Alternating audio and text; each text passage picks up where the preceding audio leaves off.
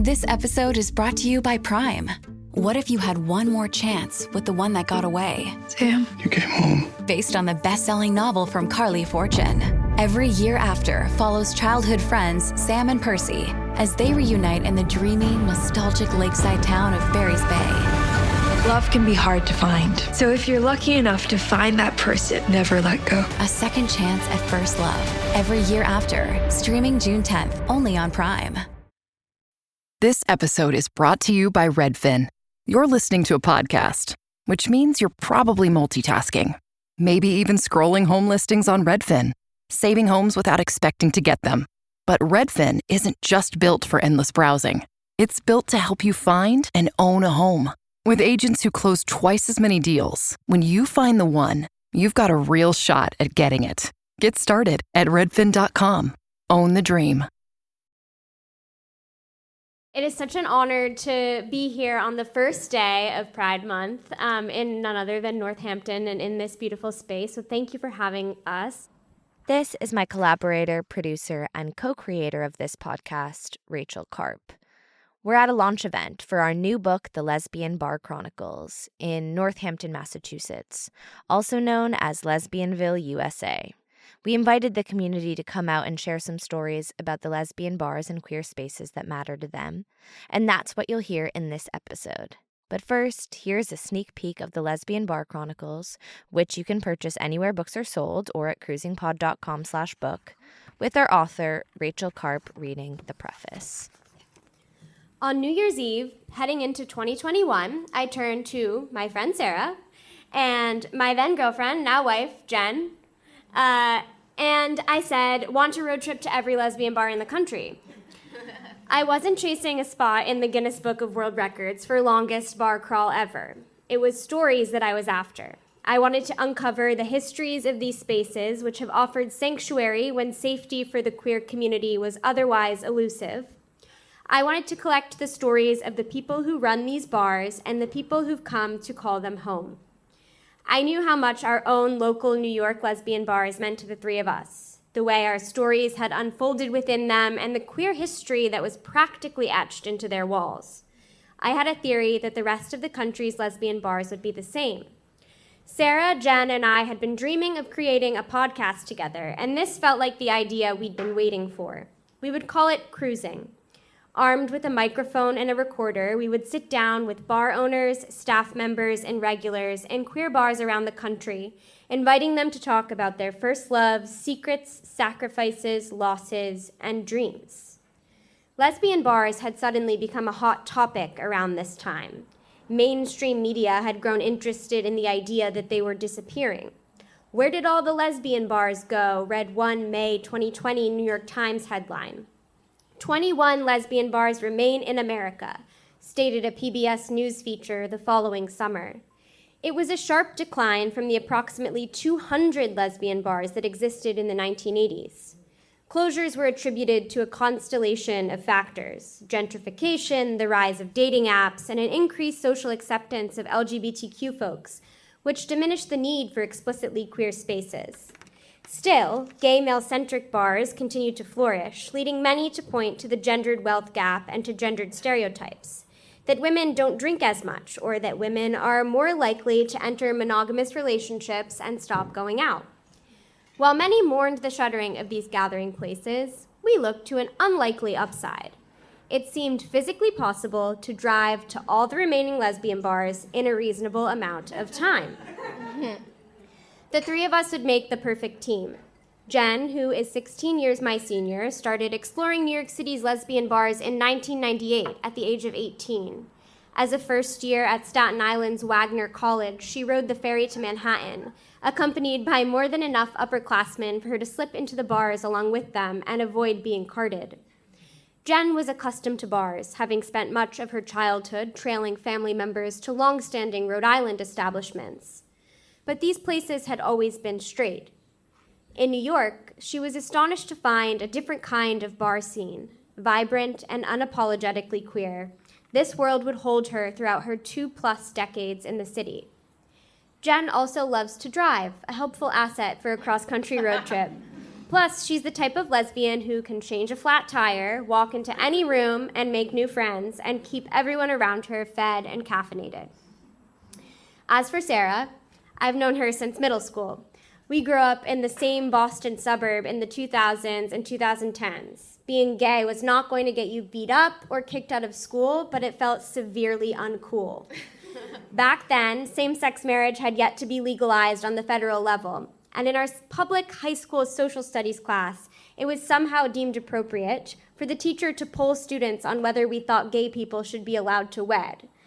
Most raised their hands to vote yes, but some, including many of the quote-unquote popular kids whose opinions shaped the social hierarchy of the school, voted no. Sarah and I came out to each other before we told anyone else. We drifted apart in college, but reconnected over $2 margaritas at the Manhattan Lesbian Bar Cubbyhole during a summer that we both happened to be working internships in the city. Sarah is the question asker, the reporter, and the audio technician of our group. She has no qualms about walking into a bar, asking a stranger for an interview, and then pulling their entire life story out of them. The stories you'll read in this book are largely thanks to Sarah. As for me, I'm the dreamer, the planner, and the listener. I was constantly revising our route to incorporate the new spaces I kept discovering online that met our criteria. Bars run by queer women or non-binary folks that intentionally centered the queer women and non-binary community. While Jen drove, I was in the passenger seat figuring out where we would be sleeping each night. I booked motels, Airbnbs, and much to everyone's chagrin, the occasional campsite. While Sarah asked questions, I sat beside her, quietly listening, absorbing story after story. At first, we thought that in collecting these stories, we might find answers to the question everyone seemed to be asking: why were lesbian bars disappearing? Yet, we didn't find lesbian bars that were dying. Instead, we found them thriving. Through the stories we uncovered, we began to understand it wasn't a why that we were after, but a how. How do these spaces survive? How are they built? How do they support us? How do we support them? How are they intertwined with our community, our history, our fight for liberation, and our chosen families?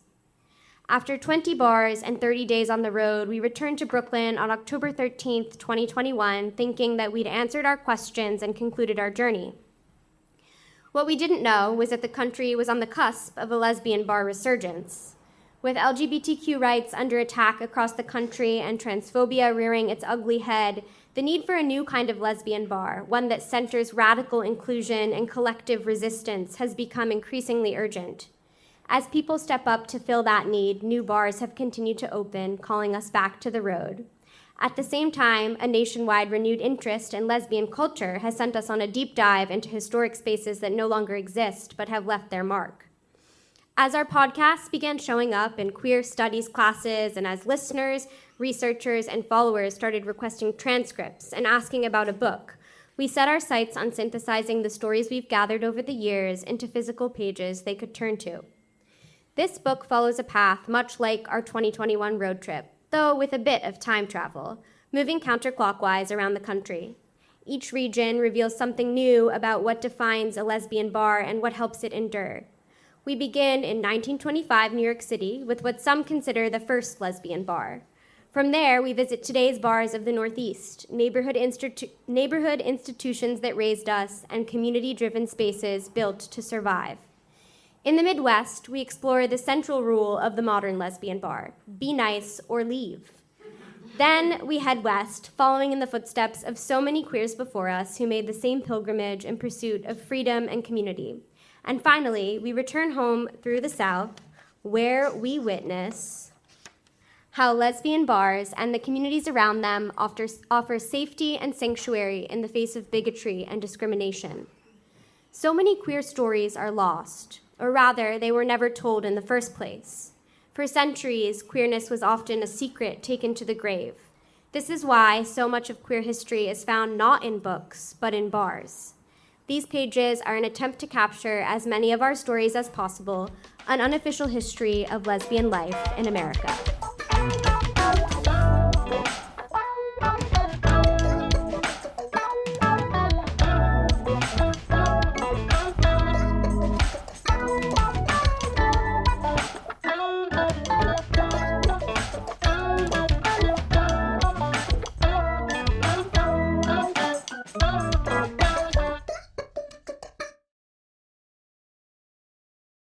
Hello, listeners. Welcome to yet another special episode of Cruising. I'm your host, Sarah Gabrielli, and as I already mentioned, this episode was taped live in Northampton, Massachusetts at a very cool queer space called Sub Rosa. It's a really gorgeous bar and event space right on the outskirts of Smith College. They also run a flower farm and flower shop, and so, of course, the room is filled with fresh plants. The owners, Kel and Rebecca, very generously promoted our event to the lesbian elders that gather at Sub Rosa every month, and we were delighted to find the evening packed with these silvers, as they call themselves. Now, we had two seatings, one at 5 and one at 7:30, and what I'm going to do is splice together the stories from both of these, so you probably won't even know the difference. You definitely won't. We had a couple people signed up ahead of time to read prepared stories, but when we opened up the floor for spontaneous shares, that's when the silvers really entered the spotlight. I didn't even get some people's names, a mistake we will not make again. That is to say, I'm going to jump in when necessary with some intros, but I don't have much to add for a lot of these stories. They really speak for themselves. That night, both of the events began with a greeting and some background from the Sub Rosa owners. Here is Rebecca on their queer space and its historic neighborhood. So for those of you who may not know, we run a flower farm by day and Sub Rosa by night. Kel and I joke/cry about how it's the perfect 24-hour work cycle. We are first-generation farmers who don't own our own farmland. We've been long-term renters on a field in Hadley. Long-term renters with a short-term lease, may I add. And Sub Rosa was our answer to host community. It was our answer to agritourism that we couldn't make happen on our rented farm fields. We wholeheartedly believe that everyone deserves access to beauty. And as queer folks, we wanted to build the most beautiful space that we could imagine for our community to gather. This block in particular is steeped in queer history. Our friend Stephanie, who's coming tonight at 7:30, is the primary reason we came to know and research the stories of our queer ancestors in this neighborhood. And we hope that Steph might want to share some stories later tonight when she's here. The backyard to this space connects back here through the back door, connects to another building, which was once Sylvia Plath's favorite cafe when she attended Smith. There were several queer bars on this block. In the 80s, there was a bar called the North Star. A fish restaurant by day, and a lesbian dance club by night, lovingly referred to as the Fishgotek. The last bar before us closed in 2002, and that was the Grotto. And we're sure at least some of you have stories from those places. When researching this block, Kel began reading more about the Green Street Housing Co-op, aka the Dyke dorms that were just up here around the corner. The housing co-op was a boarding house just around the corner from here. It was eventually bought by Smith and demolished to make way for their engineering building. But in the late 60s, the housekeeper and one of the boarding house residents made a secret pact to slowly take over the house as rooms became vacant. They would only rent out rooms to lesbians. Dykes and sexual deviants. Sorry, they would only rent rooms to lesbians, dykes, and sexual deviants. My punctuation got a little screwy there. Slowly, word started spreading across the country, mostly thanks to the magazine Lesbian Connection, that there was affordable housing for dykes in Northampton. This housing co-op is actually what put Northampton on the map as a queer lesbian enclave and made it what it is today. We named this space Sub Rosa in honor of that housing cooperative. In reading about the origin story of the Dyke dorms, one author described the cooperative as being formed sub rosa, which means in secret. And we can't think of a better way to kick off Pride Month than by sharing stories with you all tonight.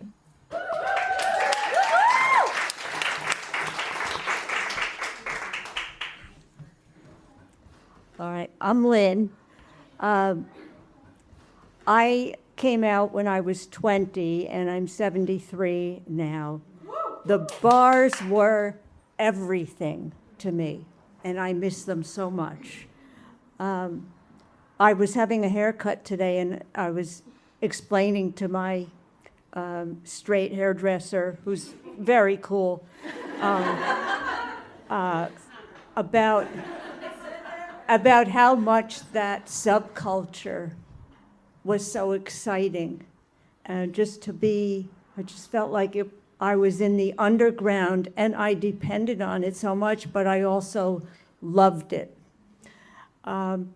So in college, when I came out, I went to 3 bars in the Boston area, usually a place called the Saints, which lasted a long time. I don't know if it's still there now, but also to a gay and lesbian bar called the 1270, and to a major dive. It was in a terrible part of town. It smelled like urine. It was the beginning of me, just awakening to being a lesbian. And so anything lesbian would have been great. Then I went to medical school in New York. And the first thing important that happened was I met a woman named Amy, or Clover, who's sitting back there. We talked in the hall because we had so much to say to each other about our values, about practicing medicine and what we felt people deserved. And on the way home, I said to my friend Susan, I think that woman's going to be important in my life. And she's been my wife for 51 years.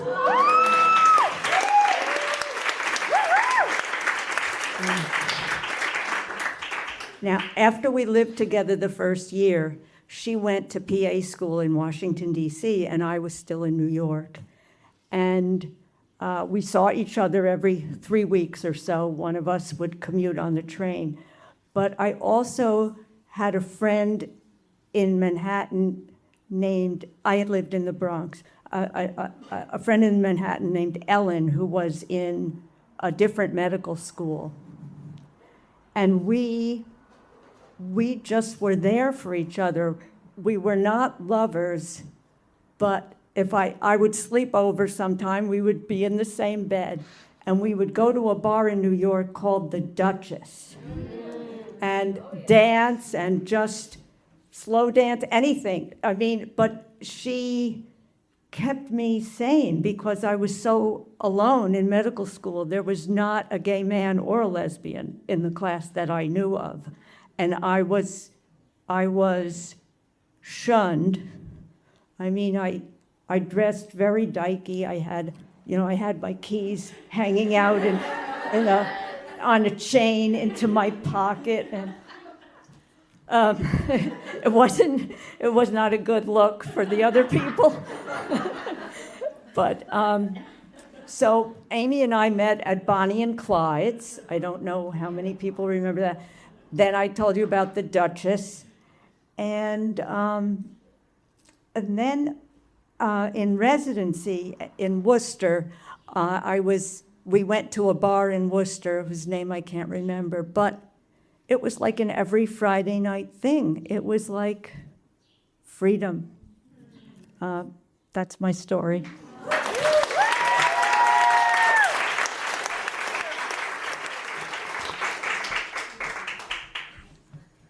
Hi, I'm Maddox. My story is short, but I went to college from 1989 to 1992 in Richmond, Virginia, where there was Babes. And I had a job at Babes. And My job was to dump the ashtrays and get the empty beer bottles. And Thursday nights, I think, were like the country two-stepping night. And a lot of silver dykes came. And they were very intimidating when I was 19. And I was like getting the empty beer, and they were like, I'm not done with that. That's the story. That's the whole story.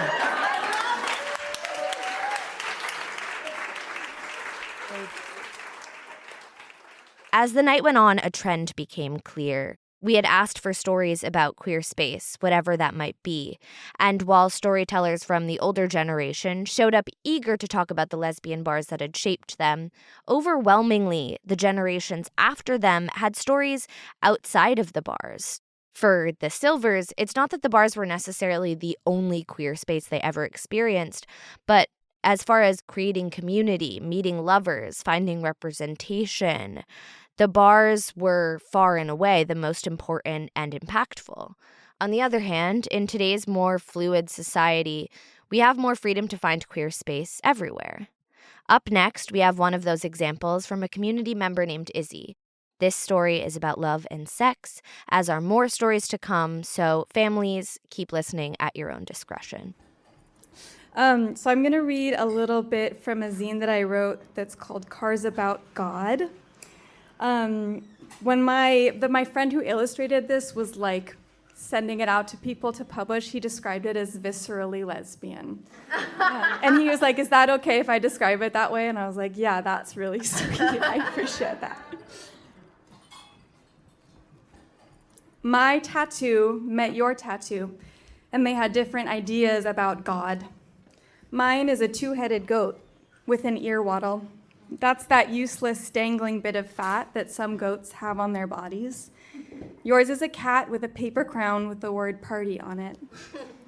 The goat's god is omnipotent, omniscient, omnipresent, omnivorous, and the inventor of the omnibus.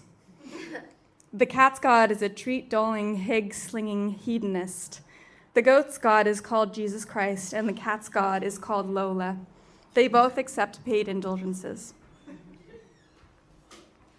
We learned this about our tattoos and their gods because we had been 69ing in such a way that my outer thigh touched your bicep for the first time, and we felt a little zap run through us, and then we came at the same time, which was cool, and we kissed afterwards, and it felt like a high five.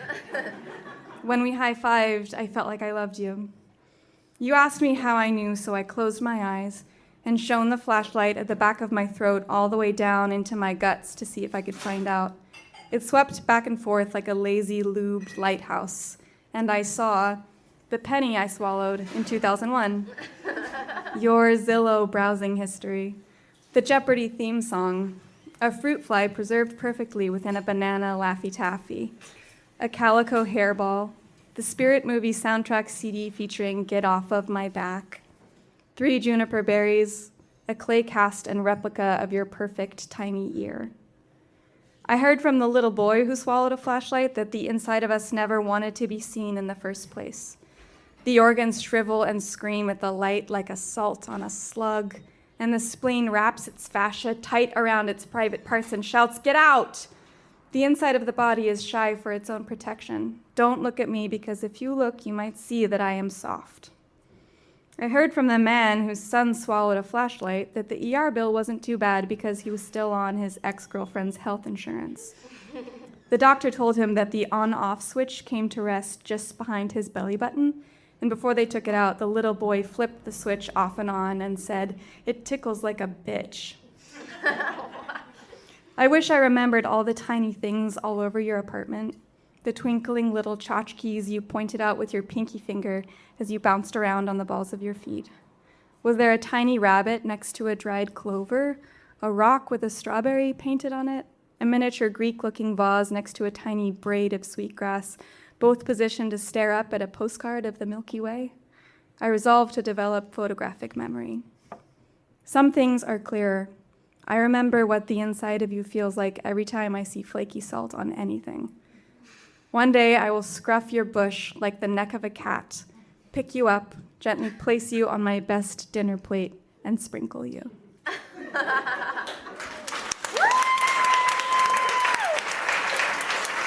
Thanks, Izzy.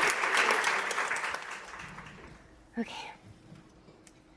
When I finished college, I moved to Brooklyn and began yelling from the rooftops that I was gay. I found an opportunity in every brief encounter with a stranger or old friend to emphasize the words, my girlfriend. It had taken me long enough to figure it out, despite coming out as bi in middle school, frequenting the Park Slope Lesbian Bar Gingers all throughout college, and also having sex with women. Well, I was gay now, and I was making up for lost time by being out and proud. A few years later, my housemate Buzz, a trans artist and real person about town, told me about MixFest. I was in my 20s, and a queer experimental film festival sounded like a perfect place for me to spend the weekend. By that point, I was dating our other housemate. Actually, the three of us were in a very dramatic love triangle that ultimately ended our friendship.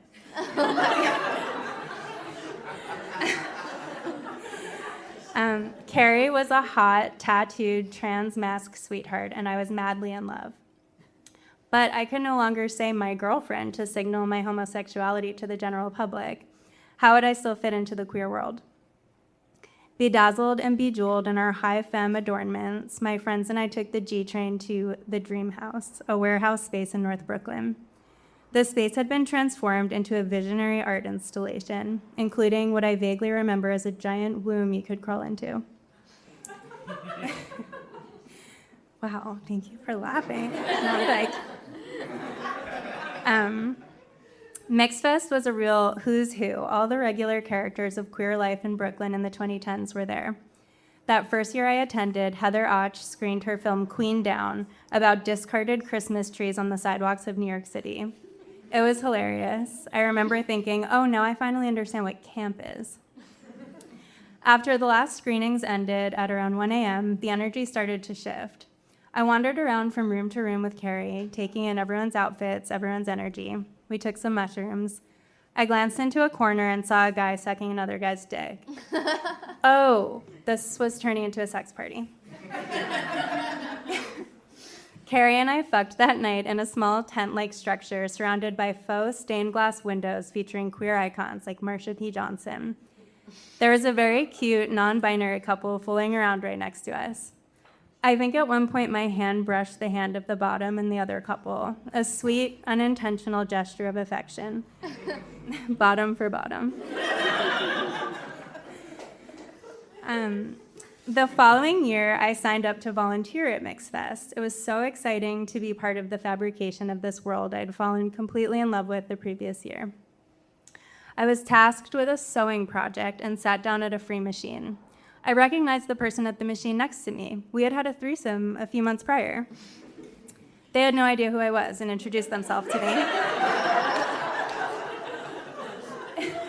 It was strange, but I was also like, okay, we love sluts.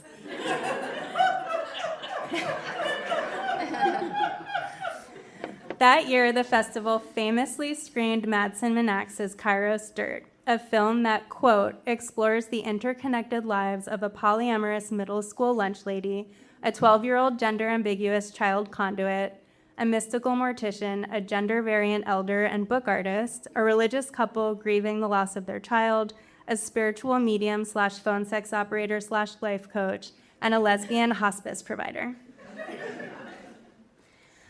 I had been to 1,000 lesbian bars and queer dance parties, but MixFest felt like the most alive, the most special, the most filled with potential, and the most queer.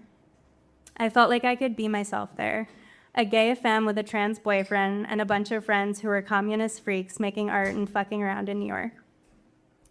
32 years after its inception, MixFest took a 5-year hiatus, but it has since been revived. It might hit different now that I'm almost 40 and not as much of a slut or an exhibitionist as I once was, but I'm still becoming, still forming, and reforming my queerness, so I'm curious to check it out. It's in November. You should come.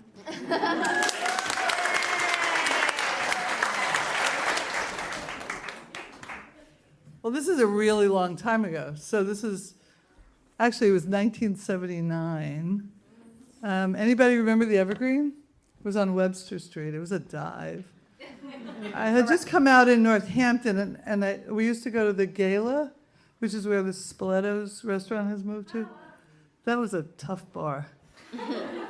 But when I moved to Hartford, I was looking for girls and I was looking for sex, and I was totally, where's Sid? I was totally where you were. I was like as slutty as they could come. Yes! And I would put on my like really good construction boots and my really good painter's pants and a hat that was awful, but I thought it looked really cool.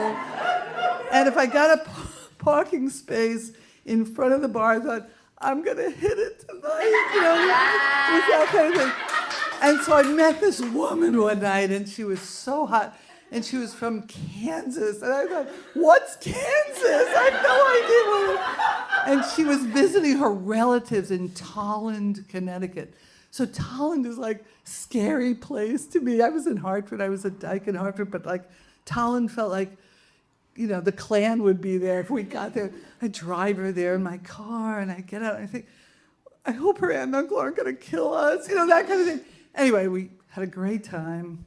Enough of that. And then I went to a conference in Madison, Wisconsin. So there was a big lesbian community there in 1980 or whatever it was. I was 25 years old.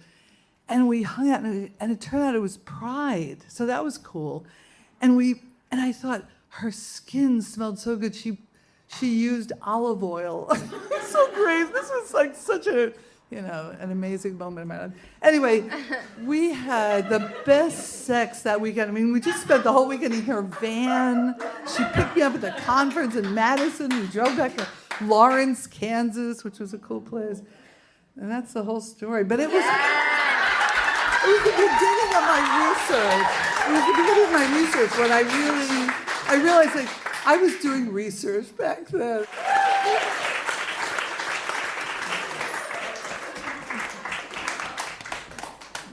So I was going to come with my spouse tonight, and it would have been the first time that we were in lesbian space in many years. But I met my spouse at a bar in 1987, and he says to me that when I walked in the door, it was love at first sight, and it took me a while longer. And at the time, he had, blue eyeliner and breasts and wore bikinis.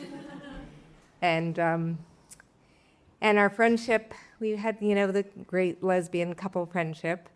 And then there was the bathroom in the bar at Gerardo's in Providence, up against the stall wall. About 3 months after I'd had my commitment ceremony with my partner before. And there were so many bars afterwards in our lives. And we moved to North Carolina in 1993. And actually, I want to say another bar. There was another bar called the Cabana in Providence. And we were just coming out as a butch femme couple. It was at the time that Boots of Leather and, what was it called? Boots of Leather, Slippers of Gold, come out, and Joe Nestle's Persistent Desire. And we were the college students in town, and we went to this butch femme bar that was a really, really rough bar, and we found our people there. And then we moved to North Carolina, and my partner became a passing butch. And I used to say, I said to her that she could never be too butch for me. And eventually she transitioned 28 years ago. But before that, I remember going to the bar there and getting pulled over on the way to the bar, and her getting pulled out of the car because she had a jacket and a tie on. And we were in a very dark corner of Durham, and it was very, very scary. And that bar was... I think one thing I want to say about the bars is that they were incredible places of class, across classes, across socioeconomic classes. Like that's what really stands out to me from our years at the bars, and that place particularly. And before my partner transitioned, there was a woman at the bar named Mike, and we had no language around gender. It was a long time ago. People were not transitioning. We lived in the South. And Mike started to take testosterone and had no support. And didn't end up living, and then my partner transitioned, and we stopped going to lesbian spaces. And one of the things that I really loved about him was that he kept, he felt like he was still a feminist, and that having women-only spaces was really important to preserve for women. And but I was going to bring him tonight because bars were such a big part of our life, and here we are 36 years later, I guess, 37 years later. And so I just want to say thank you to Chris, who's been a lovely butch man for me in my life.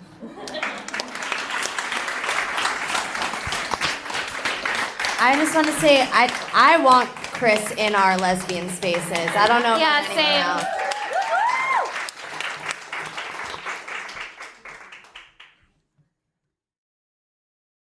Starting or growing your own business can be intimidating and lonely at times. Your to-do list may feel endless with new tasks, and lists can easily begin to overrun your life. So finding the right tool that not only helps you out, but simplifies everything as a built-in business partner can be a game changer. For millions of businesses, that tool is Shopify. Shopify is the commerce platform behind millions of businesses around the world and 10% of all e-commerce in the US. From household names like Gymshark, Rare Beauty, and Heinz, to brands just getting started. Shopify has hundreds of ready-to-use templates that can help you build a beautiful online store that matches your brand's style. And you can tackle all the important tasks in one place, from inventory to payments to analytics and more.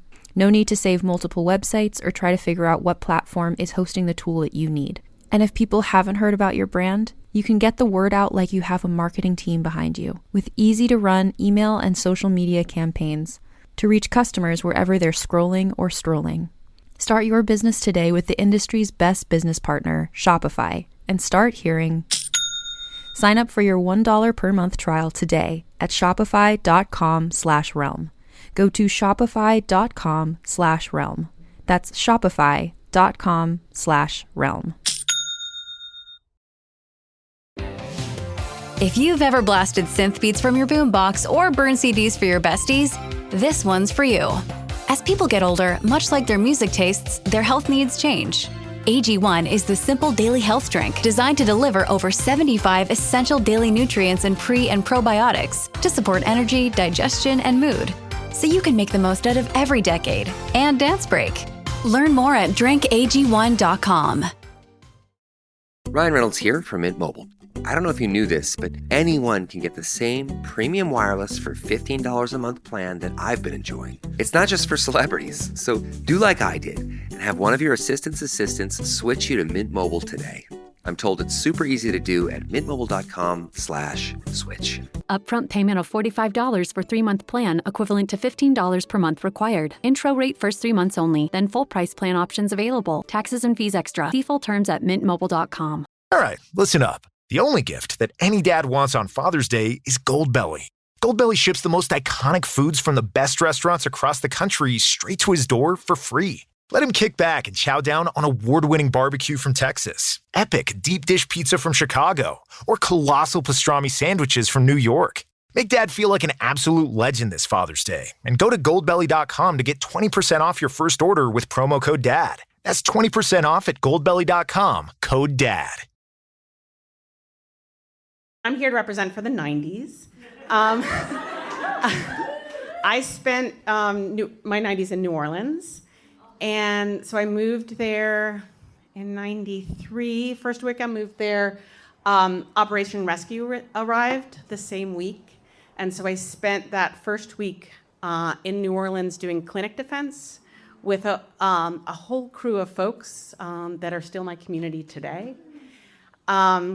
And so this is a story about a web of lesbian spaces in New Orleans, intergenerational spaces, because it's a place of very small dyke community. And so there is, at least as I was coming up, we were all ages, from the 16-year-olds to the 70-year-olds and beyond. So we were all doing clinic defense, and a group of those folks came together and created an anarchist info shop. In 1997, where we had women's health workshops, and we hosted the traveling dyke poets who would sleep on the floor, and I lived in the back room. And because of that, Charlene's was my neighborhood bar.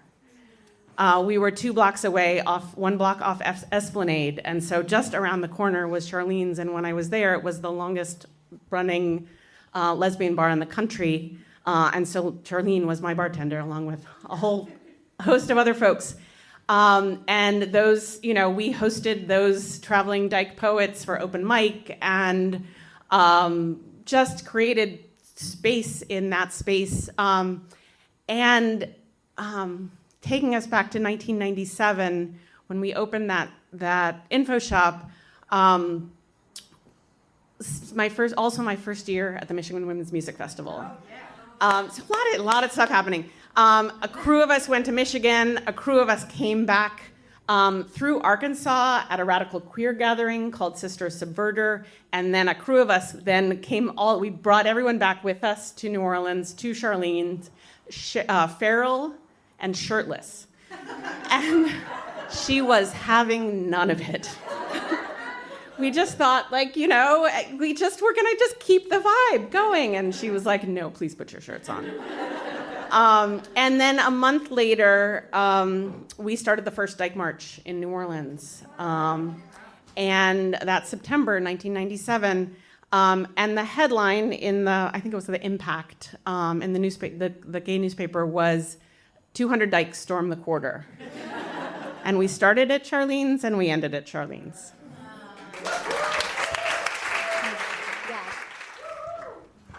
So in 1980, I went to college in Boulder, Colorado, and luckily I met my first class. I made a friend who was sitting next to me, and her name was Debbie Fire. Some of you might remember her. And Deb and I, at some point, we decided to take our 1974 VW bus across the country. And we camped along the way and got to Santa Barbara. And Deb was and is a piano tuner and a musician. We went into the co-op there to get something to eat. And we noticed a flyer that said, "Looking for piano tuner for a concert tonight." Desperate. Now, we didn't know any lesbian or gay people, and we had been lovers for about 3 or 4 months, and we're under the radar completely. So we went to this woman's house, and Deb tuned her piano, and she was kind enough to say, "Here are 2 tickets to the concert." And so we went to the concert, and the seats were right in the front. We didn't really look around at who was also attending the concert. And Holly Near, who turned out we had been in her apartment and Deb had tuned her piano, started to sing a song, "Women Who Love Women." And we both burst into tears. We looked around and realized we were in a concert hall of women, of lesbians. And Deb continues to tune for Holly. And yeah. I'm Cora. When I was a kid, I took karate lessons at this little place that was just next to a store that my mom ran. It was just there. I just lucked into this place. And the first day that I showed up as a student, the head instructor was this woman. Her name's Sydney Stempian. She's incredible. I can't shut up about her, but she had this crazy brace thing on her arm, and I didn't get the chance to talk to her directly about it. I just like heard from other students what had happened. And apparently she'd been at the laundromat and some kids were like fucking around and one of them crawled into a washer and the other one closed the door and the cycle started. And so my head instructor, Sydney, she booked it to her car. She got like a tire iron or something, and she punched through the very thick glass of the washer to grab this kid and pull them out. And that, like, her hand is wrecked forever. Like, whenever she would make a fist, she would be teaching the little kids how to punch, and only her left hand, she couldn't form a fist. She had like a little pinky up. And so the little like 6-year-olds who are like stumbling around, not quite doing karate, are all just with their left hand holding their little finger up because they think that's how they're supposed to. Anyway, whatever. She's my hero. She's basically like my real mom. I'm not in touch with my biological mom anymore for reasons that are probably obvious. And she started at that school with her like former husband, and then they broke up, he left, whatever, and then this woman who started as a student much later on ended up marrying Sydney. Like, Sydney was very savvy about the law, and when there's this brief period in California, which is where this was, where there was a little bit of a loophole where before gay marriage was actually legalized, you could kind of sneak in. And so she and her wife, Roxana, got married very early. And it was never a secret around the karate school that they were gay or that they were in a relationship with each other or any of that stuff. And I mean, it wasn't really, it wouldn't have been a secret if you looked at them because they were wearing like cargo pants and flannels and like, they had, you know, matching motorcycles and like, it was the whole thing. But like, I just remember like back then, I didn't know I was queer. I didn't know I was a woman. I didn't know anything. All I knew was that my heroes, my role models at this place were gay, and there was no room in that space for anyone who was not cool with that. It wasn't like, this is the gay karate school. It was honestly, it was very similar to the fact that Roxana spoke Spanish, and so we had a lot of students who didn't speak much English because, I don't know, we were kind of unofficially like a bilingual school. And there were like, I learned later on like that other people who I'd known in my time there were also queer, and like it started me on a path, and I'm just always going to be grateful to my lesbian moms, my alternate moms for you know, instilling in me like good values. And the actual material of the martial arts that we learned is so not important compared to like the power of personality that was communicated by these women. Anyway.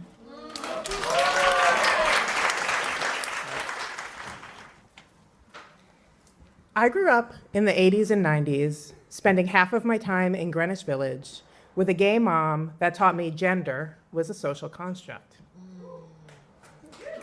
A gay mom who was so gay that the pioneer of queer cinema, the iconic Barbara Hammer, came to our house to interview her about Victorian lesbians. Wow. A gay mom who took me into queer spaces at such a young age I didn't know from queer. I just knew that I always liked to be around all of those lesbians. I loved how on Friday evenings, my mom and I would meet her friends at what was then called the Gay and Lesbian Center. We waited for them seated in thrones of hot glue and massive rhinestones in a lounge featuring freshly painted Keith Haring murals. I knew when the over 40 lesbian group was getting out, not by looking at a watch, but by the rising volume of women's voices, which would reach our ears before they would find us and greet us warmly. Fast forward about 8 or 9 years, and I was moving into my dorm room at Mount Holyoke College, a queer space to call my very own, although I assumed I was straight. As I unpacked my room with my door open, I noticed a student moving in across the hall, and I felt an electric charge that made my arm hair stand up, that made my breath catch, and that made me think to myself, who is that hot guy? Oh, then I remembered I elected to attend an all-women's college. That hot guy was a butch woman named Kim, a senior who never knew how much I longed to get my fingers tangled in her dark curls. I did find myself a different butch, a first year with equally luscious curls to Kim. I came out, I became the social chair of what was then called the Lesbian Bisexual Alliance, and I organized big queer parties for our small queer college. And when I would come home to New York on breaks, I would sneak into Ruby Fruits, Meow Mix, and Henrietta on Hudson. Only once did I see my mom's friends when I was out, and I snuffed on by sight unseen because I knew from those Friday nights of my youth that they could gossip, and I did not want my mom to know I was out underage drinking. By 19 years old, queer spaces were normal. They were part of my upbringing, and perhaps that is why I took them for granted. Now, if you were to ask me what's the first queer space I was ever in, my answer wouldn't be any of those spots. My answer would be this very body that was in all of those beautifully queer spaces. This very body that's muscles found ease that I seldom felt in the world beyond Greenwich Village or the Valley. This body that upon first sight craved Kim. This body that was buoyed by the queer dancers I threw.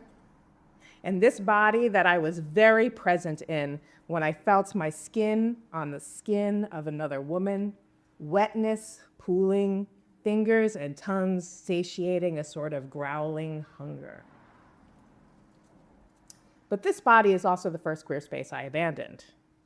Even growing up in the bosom of loving queerness, I succumbed to what I had been taught by magazines, movies, fairy tales, and even the adults around me who were chipping away at their own wholeness. That as a woman, the path to becoming unbreakable was to become desirable and find partnership, preferably with a cis man, ironically at the cost of amputating whole parts of the self. Even I was acculturated to believe that to be unviable, I had to make myself into a trinket that was desirable enough to others that they would be invested in keeping me safe from harm. Now, this was faulty logic, but I didn't know that at the time. And while I wanted to live fully, I needed to ensure that I was safe enough to live at all. Sometimes I wonder what would have happened if I had stayed in the Valley after I graduated in 2000. If I had been here when the Grotto closed, and then Divas opened, and then closed. If I had never strayed too far from the queer spaces I inhabited when I first came out. But I am here in the Valley now, in this queer space. And I did figure things out, and I have returned to my original queer space, this body. I made my way back here through 5 years of eating disorder recovery, a divorce, and what felt like a second coming out. And I've been held here in the same way that I felt held in Greenwich Village as a kid and later at Mount Holyoke. I, in fact, moved back to South Hadley. And my Mount Holyoke ride or dies and their partners have invited me into their queer homes, and I do the same for them. I seek out queer gathering spaces and dances. And yes, of course, it hasn't hurt to spend some time skin to skin in a butch woman's arms.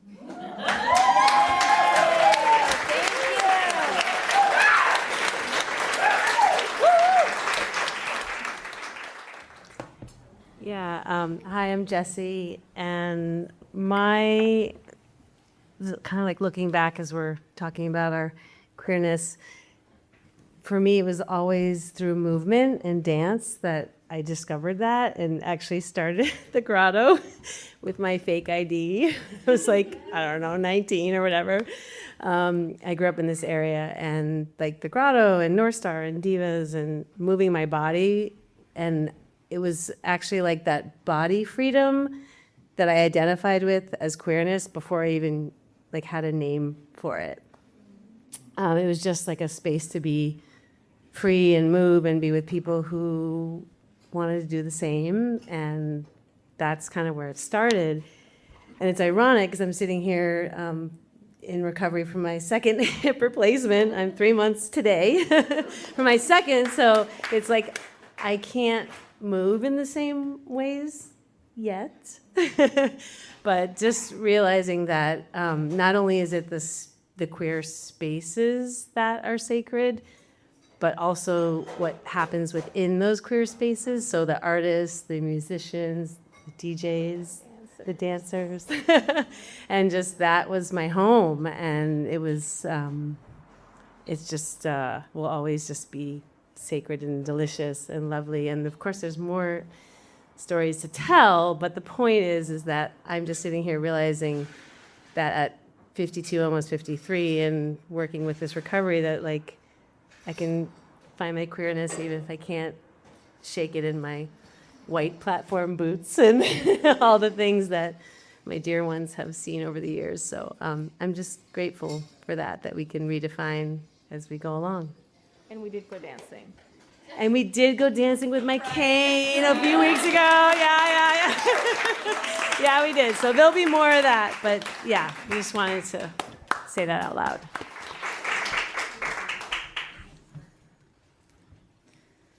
So the story that I'm going to share tonight is about queer space, but specifically the home, and about how people can become our home.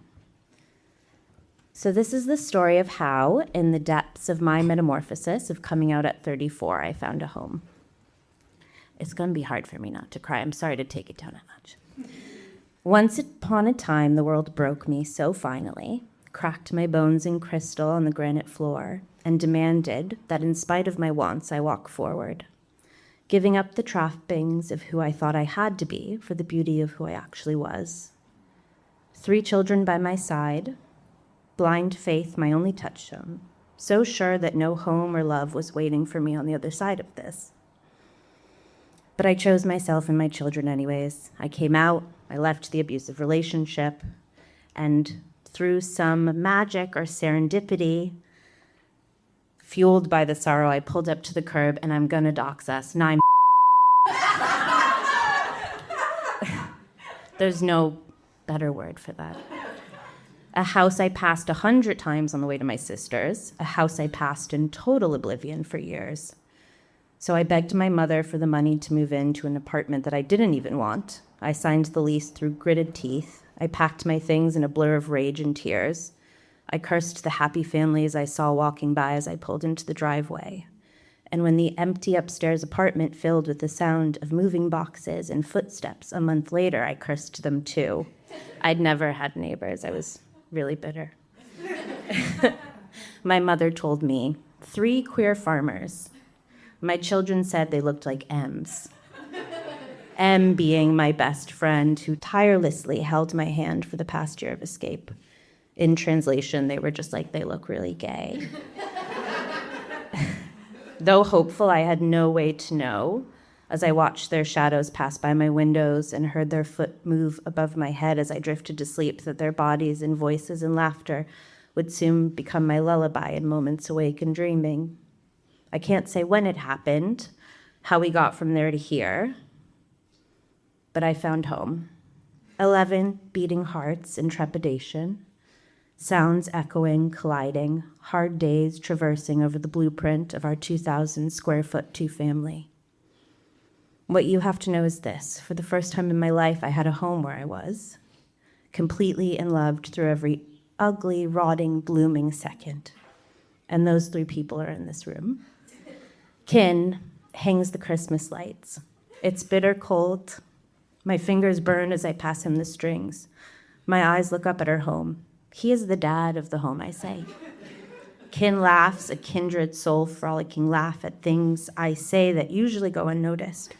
We laugh together like little dolphins. Kin shovels. I see him outside after the sun sets as it does in the winter much too early. I run outside, I shovel alongside, but only for a short time because I can't keep up with the love he gives. He never complains when the snow is high in his boots. I tell him, take a break. Let's fall in the snow. It's so high, up to our waists. When Kin comes home from surgery, he asks me about me. He says he was worried that Sarah and I wouldn't get along when we traveled to New York. I am a little kid, safe and cared for in the heart of a man. Kin shows me tender strength. This is the first time that has ever happened. Kin rewrites my history. Sumi spins in a circle. Sumi spins like the ceiling fan above their head. When Sumi spins, a little girl inside of me, dressed in floral, spins in the safety of a sunbeam. In front of Sumi, that little girl squeals whenever and however she wishes, and when she does, Sumi squeals back, and we can speak in squeals. Sumi says dance is their whole heart. I say, me too. I say, Sumi, when you dance, my heart is home. I watch their face around the kitchen table as it splits in peals of laughter. And Sumi even loves me when I'm breaking. Pressed and boiling with the pressure of 3 tiny mouths, Sumi says, you are doing so good, Jasmine. Izzy lays, half curled around the blanket of moonlight. I cozy in without knocking. Izzy holds me. I can let Izzy touch me without fear or worry. I lay my head upon her chest, her palms cupped to my cheek, and I close my eyes, a babe in slumberland. Izzy takes the children upstairs for a tour before I even know her name. I sit downstairs freaking out, worrying about intrusion. Izzy tells me much later how worried she was. Not for having 2 ducklings following her heels, but for the fear that I would think that she was weird because she loved them so immediately. We whispered to each other, you fill my mother wound. In the sound of crashing adolescence, Izzy, a ballerina, certain, loving, twirls down the stairs into an open living room door, sends me to her bed to sleep, sits next to the boy child in his rage and sorrow, and calms him immediately. 3 bodies, blood and flesh and beauty. With them, we build dinner tables of candlelight, whirling cyclones of swaying, a den in which my dyke heart, at last free, sleeps in safety. A bouquet of books piled, temples built from our stories of survival and free pile finds where we keen and serenade each other. My cups live in their cabinet. My heart lives in their hearts. My babies are their babies are my babies. 11 beating hearts, 1 dog, 3 cats, 3 children, 4 grown-ups. We act for each other as mothers and fathers and parents and siblings and friends and loves and pillars and chairs and couches and arms and hands and mouths wide open in laughter and tears and noise.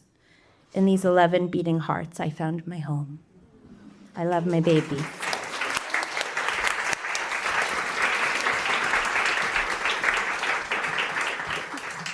That was actually my incredible partner, by the way, Jasmine. We actually met at that house because those queerdos upstairs are some of my very best friends. I just wanted to share that with you all. So I did write and share a little story that night, though it's not exactly my story. I'm saving it for last here, mostly because it's one you've already heard.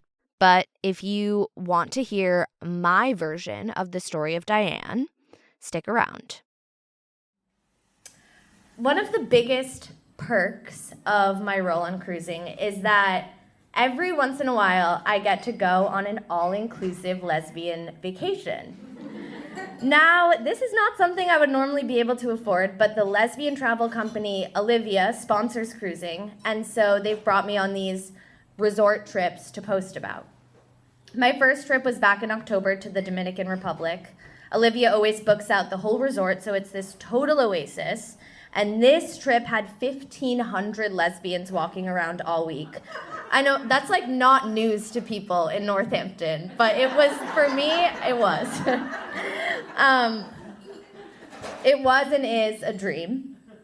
Olivia itself is an institution. It started as a women's record company in the 70s, popularized women's music, and then transitioned to a travel company. Their clientele, at this point, I will admit, skews pretty old. Now, I already said this, I adore older lesbians. Most of this book is filled with stories and interviews from older lesbians, so I was really excited to attend this meeting during the trip, which was for lilies, late-in-life lesbians, is what Olivia has deemed them. I'm not a late-in-life lesbian, but my partner is, and so I tagged along as an ally and avid listener. We all sat in a circle, maybe 30 of us, and one by one people shared their stories of discovering their love and attraction for other women in their middle age. One of the last to share in the circle was a woman named Diane. She started with a signature girlish giggle. I thought this was for late-in-life lesbians. She said, "You all came out so young." She was 79, and she had come out 2 years before. Yes, please clap for Diane. She's with us in spirit. 2 years out of the closet, she shared about having grown up in an abusive home and then becoming a nun to escape men altogether. She left the convent, got sober, then married, then divorced, and then at 77, she fell in love with a woman. She describes this whirlwind of passion and poetry and finally, for the first time, experiencing real, authentic love. We were all on the edge of our seats, truly, like tears were rolling down my cheeks and they were on everyone else's. And then we all find out together that this woman was also an abuser and Diane had actually fallen back into old patterns. Only this time, she was walking away with something she'd never had before, which was clarity. At the time of the trip, she was just a month or two out of this relationship, and as we all know, the first lesbian breakup is the hardest. She was going through it. But then she said, "My friends brought me here," which I never could have afforded on my Social Security. As you can imagine, there was a collective sob from the crowd.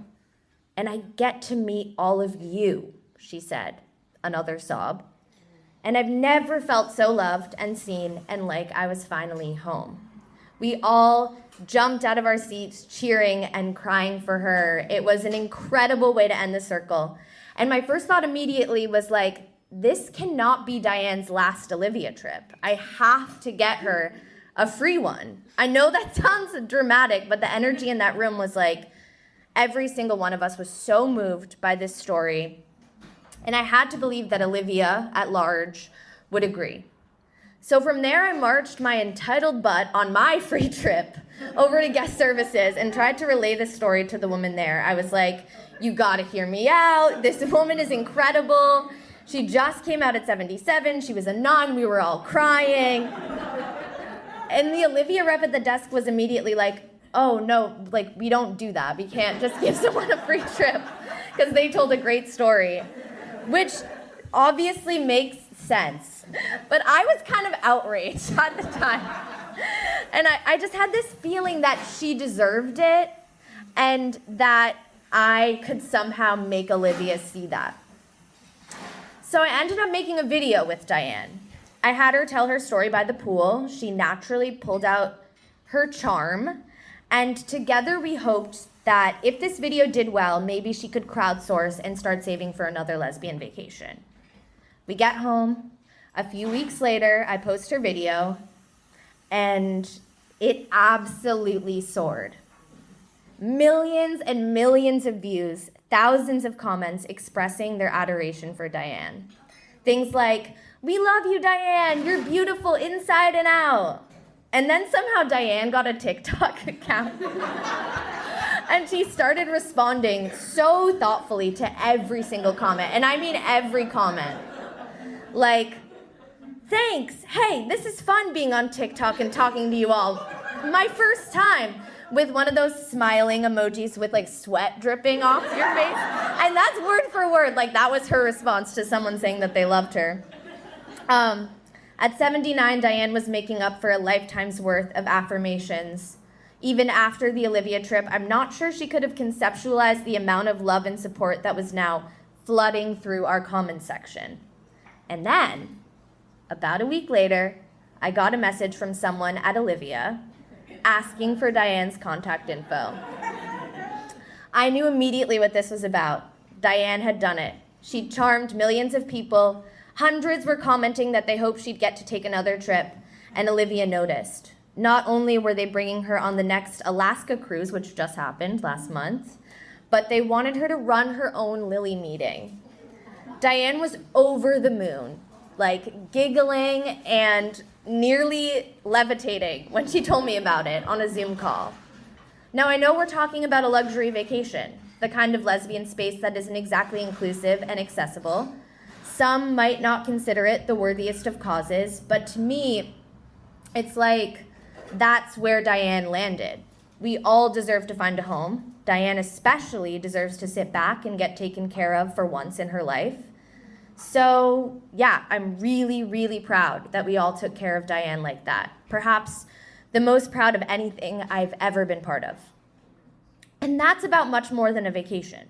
More than anything Olivia could offer her, I honestly think Diane has been the most impacted by the love she found on our queer corner of the internet. Millions of people celebrated this terrifying decision to come out at 77 years old. It alleviated so much of the fear, so much of the otherness.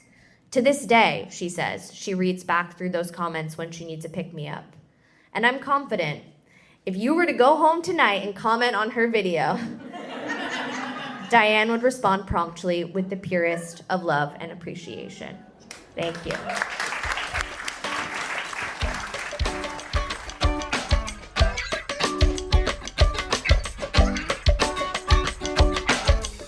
Thanks for listening to Cruising. If you like this episode, please consider leaving us a 5-star review. It really helps others discover our podcast.